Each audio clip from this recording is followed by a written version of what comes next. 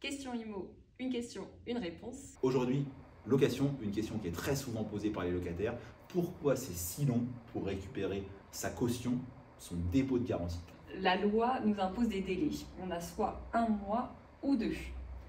Dans quel cas on a un mois? Lorsque l'état des lieux d'entrée est conforme à l'état des lieux de sortie. Ça veut dire quoi conforme?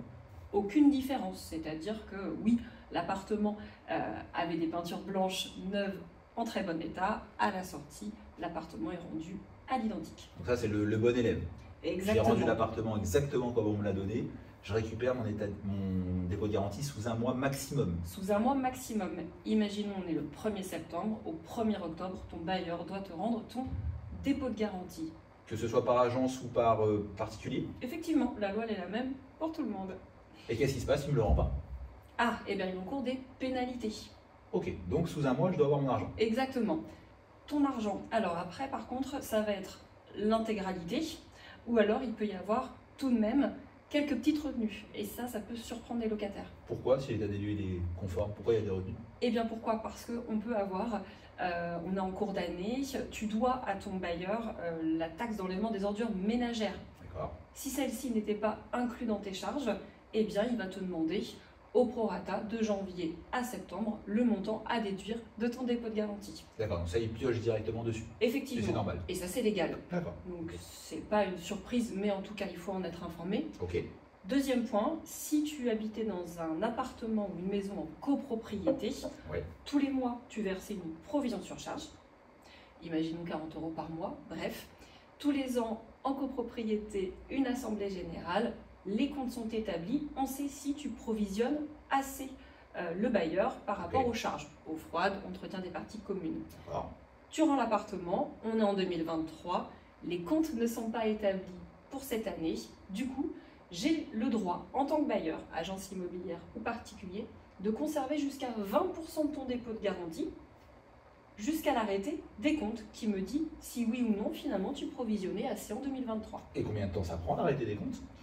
Eh bien, le bailleur peut avoir jusqu'à l'Assemblée générale ait lieu, ou alors maximum jusqu'à 3 ans.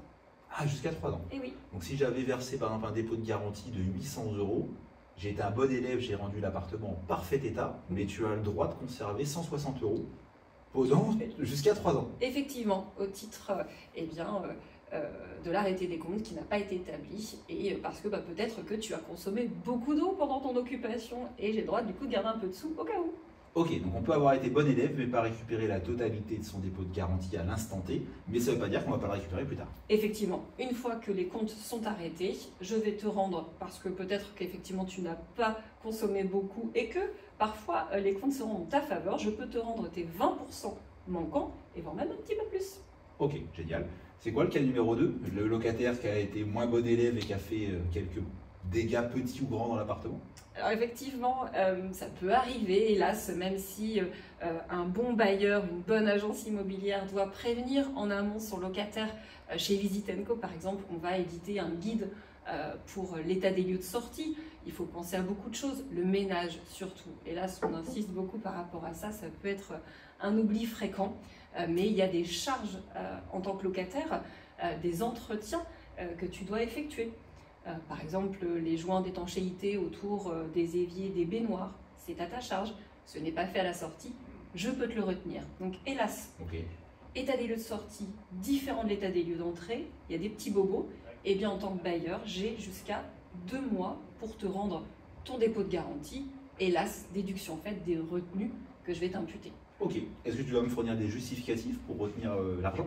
Et oui, parce que si à l'époque on en parle beaucoup, on te disait, eh bien si tu me fais un trou de cheville, c'est 20 €. Alors ça c'est complètement illégal.